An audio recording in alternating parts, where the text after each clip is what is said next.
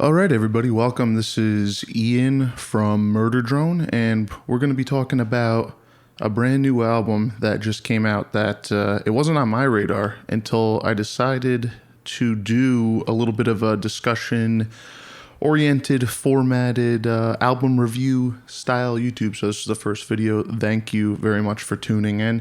We're going to be talking about AngelMaker's brand new 2022 album, definitely the strongest up to this point from what my ears can tell. The name of the album is called Sanctum. These guys are a six-piece actually out of North Vancouver, Canada. They weren't really on my radar, honestly. A lot of their early releases, they kind of just blended into the pack. There's a ton of excellent, very talented deathcore bands currently, and it's a very mature genre. It's been around for a while, and it's had a lot of time to be able to gain steam and evolve and kind of lock into that, just fully fleshed out genre. There's tons and tons of bands that are very talented musicians, songwriters, screamers, drummers, basses, guitar players. And these guys just were kind of off of my radar for a while. I wanted to start doing a little bit of a talk show oriented type program like this.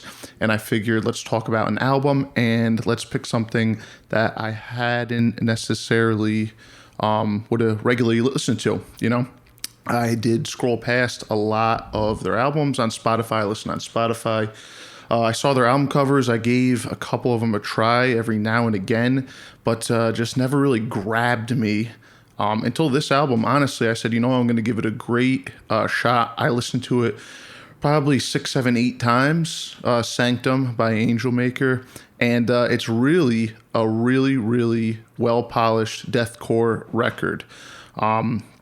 This is their 4th album, and it's produced by Will Putney, which he's produced some other huge megastar deathcore bands like Acacia Strain, They Are Is Murder, and Fit for an Autopsy as well.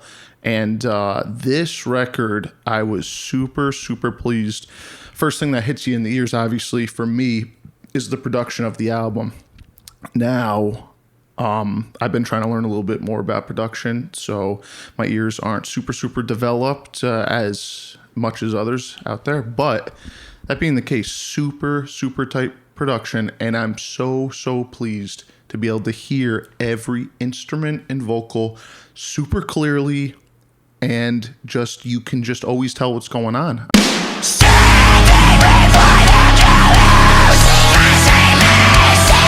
On this album, I don't know what it is about a lot of modern metal and deathcore records, but tons of elements and layers. It's like they just layer. They got 6 guitar tracks. They got synths in the background. They got super tight produced drums. They got 8 different vocal layers. And it's like I almost can't hear everything that's going on. I mean, I am a longtime bass player.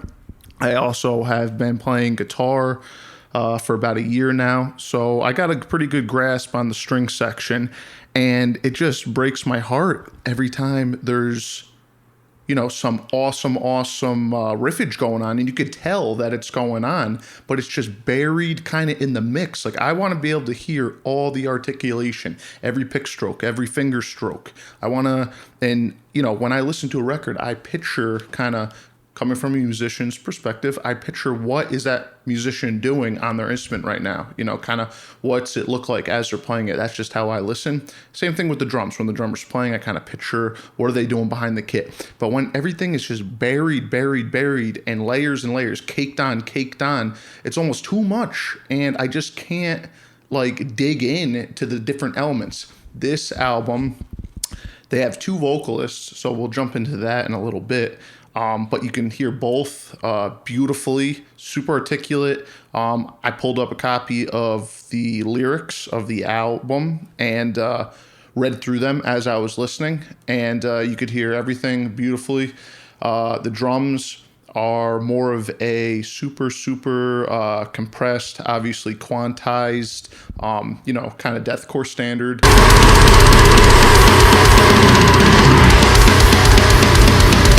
but definitely more of a in-your-face mix. Like definitely super clear and articulate hits, and everything is very even keeled, very compressed, but at least I can enjoy the sounds and the great skill of the drummer. Same thing with the guitars. Everything is up front and in your face in this mix.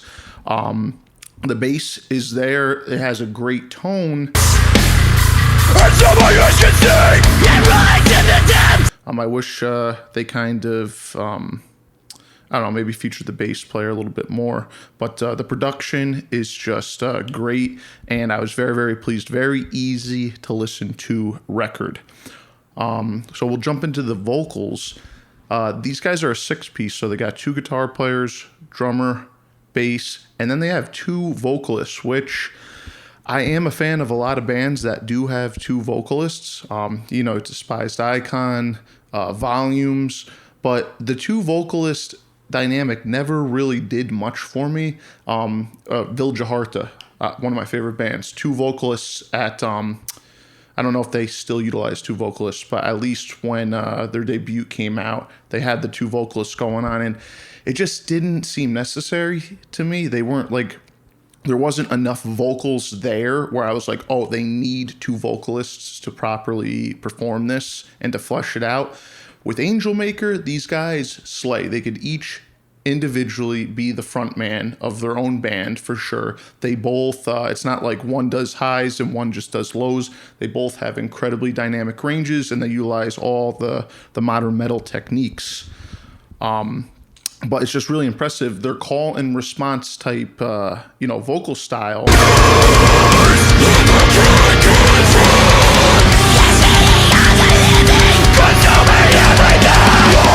One will spit out a line, and then one will call back kind of and answer them, in the structure of the song.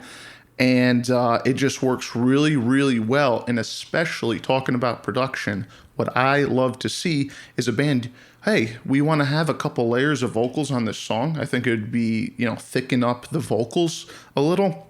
Let's get 2 vocalists. Let's not have one vocalist do 6 different vocal tracks, and then when you go and see them live, you're seeing a MP3 player recording with some guy doing karaoke over it.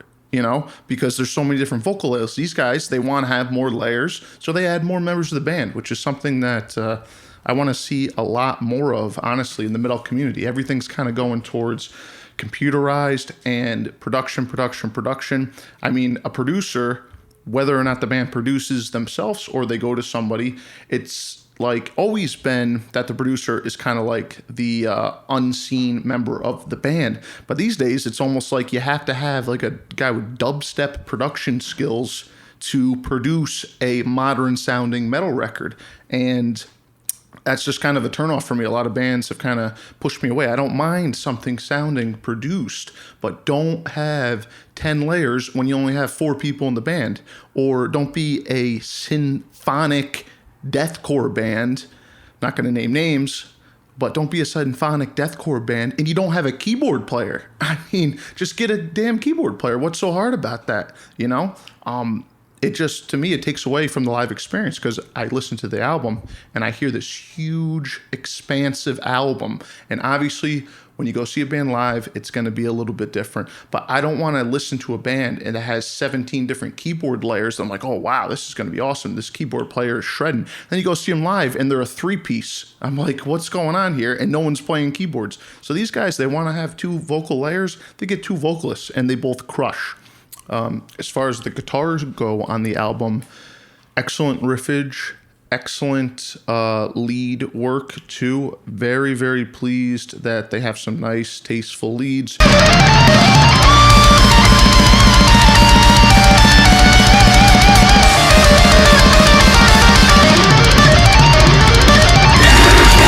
Sprinkled throughout most of the songs, just gives that extra dimension.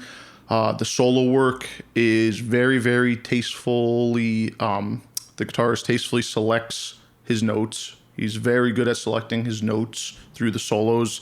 The solos are very coherent and they flow very nicely, and just a great job at being a lead guitar player. It's not a band that has 2 rhythm guitar players.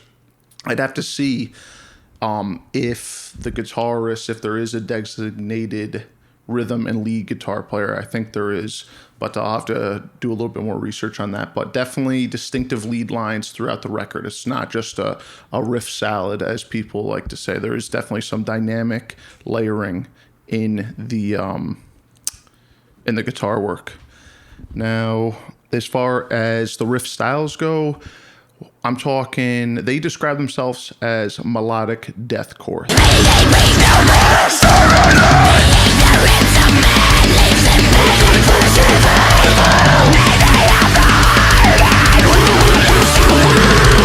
That's what they call themselves. And I would have to probably agree. That's a pretty good description. Not going to dive into a whole genre debate right now, but melodic deathcore, that's pretty much what you're going to get. You got some classic death metal style riffage going on, leaning more towards the traditional death metal style. And then you have some nice melodic tremolo picking passages, maybe even some dark black metal, blast beat sections. And then also you get a lot of slammage too, a lot of slam riffs going on in there. So, everything really I'm looking for in a deathcore album. I'm definitely leaning more towards the metal side of deathcore as opposed to the hardcore side of the genre. There are a couple hardcore songs on there, more hardcore influenced. Oppressive Control definitely has more of that hardcore, grindcore kind of style. Shorter song, super fast, super aggressive.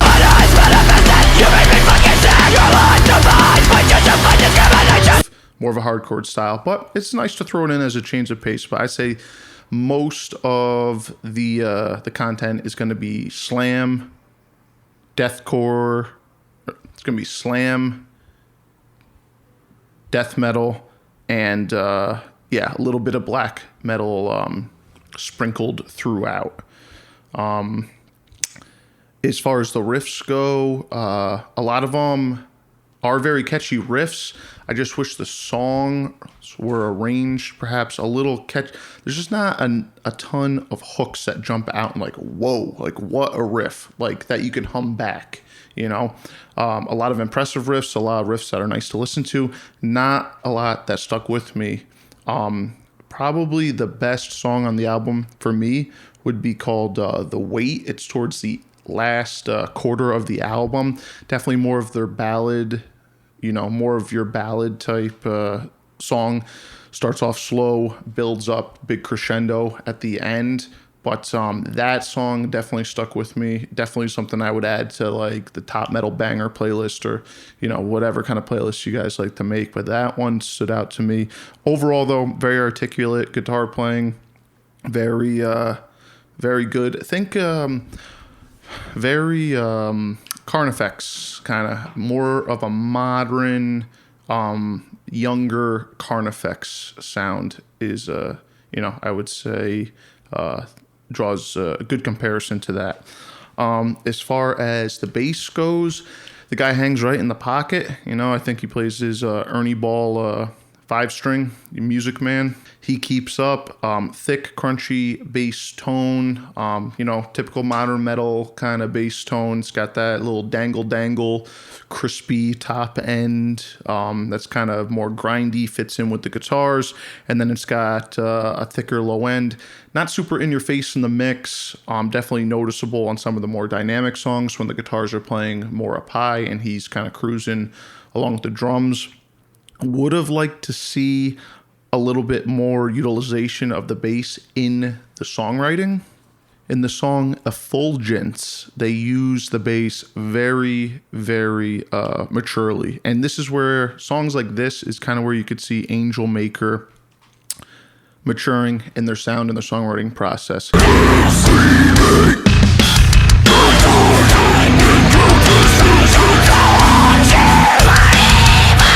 It's got a little call and response going on with the bass and the guitars. You get to hear that crunchy bass tone isolated a little bit. Very cool. Kind of wish they did a little bit more of that on the album.